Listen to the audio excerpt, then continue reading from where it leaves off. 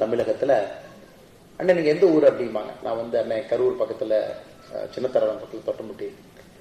நம்மளுக்கு அங்க இருக்காங்களா அப்படிம்பாங்க. நம்மளுக்கு நிறைய இருக்காங்கண்ணே அப்படின்னு. அது அப்படியே கான்வர்சேஷன் அப்படியே போகும், ஒரு 2 நிமிஷத்தே போகும். அப்புறம் எந்த கோயிலுக்கு நீங்க போறீங்க அப்படிம்பாங்க. நான் ஒரு கோயில் சொல்லுவேன். அந்த கோயிலும் இவர் எதிர்பார்க்கிற கோயிலுக்கும் சம்பந்தமே இருக்காது. அங்க எப்படி நான் கோயிலும்பாங்க. இதே மாதிரி ஒரு 10 நிமிஷம் கான்வர்சேஷன் போனதுக்கு அப்புறம் அண்ணன் நீங்க காரைக்குடி பக்கம் தானே அப்படிம்பாங்க. இல்லைங்கன்னா நான் அங்கதாங்கண்ணே ஒரிஜினல் அப்படி. அதுக்கப்புறம் ஏன்னா அந்த பெயர் இருக்கின்ற காரணம், அண்ணாமலை என்கின்ற பெயரின் காரணமாக என்னுடைய பாட்டனாருடைய பெயர் அண்ணாமலை. அவர் எப்பவுமே பாத்தீங்கன்னா திருவண்ணாமலைக்கு அடிக்கடி போகக்கூடிய ஒரு மனிதர். சிவபெருமான் மீது ஒரு பெரிய காதல் அவருக்கு, பெரிய பக்தி.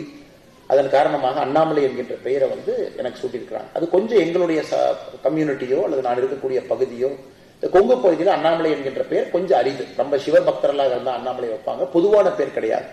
அது காரைக்குடி நகரத்தார் சமுதாயத்தில் அது ஒரு பொதுவான பெயர். அது ஒரு சுகமான